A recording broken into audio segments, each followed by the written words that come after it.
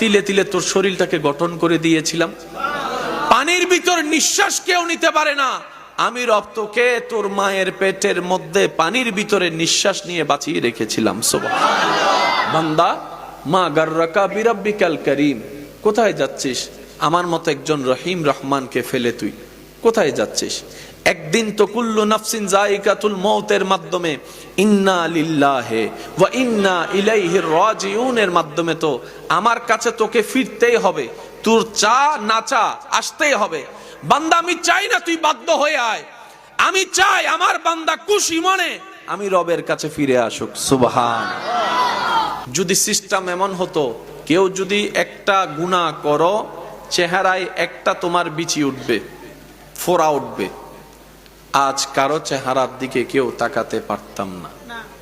যদি রব সিস্টেম করতেন এটা, আমি রবকে একবার নারাজ করবা, তোমার শরীর থেকে এই ধরনের লক্ষণ দেখা যাবে, যেটা সমাজে প্রকাশ করাটাই লজ্জাকর হবে, দুর্গন্ধ বের হবে।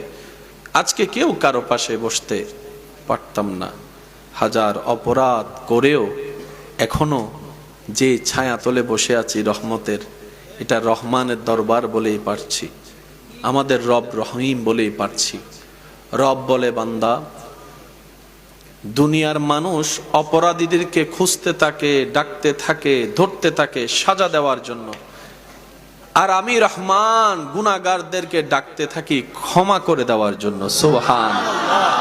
দুনিয়ার মানুষ অপরাধীদেরকে ধরতে থাকে সাজার মঞ্চে পৌঁছায় দেওয়ার জন্য, ফাঁসির মঞ্চে পৌঁছায় দেওয়ার জন্য। রব্বুল আলামিন বলে, আমি শ্রেষ্ঠ শ্রেষ্ঠ পাপীদেরকে সুযোগ দিতে থাকি, ডাকতে থাকি আমার রহমতের দিকে, জান্নাতে একটা ঘর দেওয়ার জন্য। সুবহানাল্লাহ।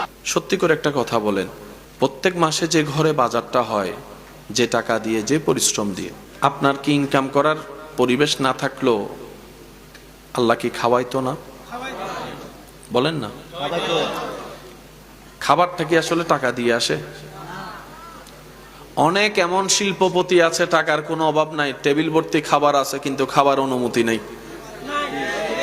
একটু বলেন না, বলেন না। হাজার কোটি টাকার মালিক, টেবিল ভর্তি খাবার খাইতে পারে না। স্যার একটু খান, আপনার জন্য রান্না করেছি, বলে যে না, ডাক্তার নিষেধ করেছে। এটা খান, ডাক্তার নিষেধ করেছে।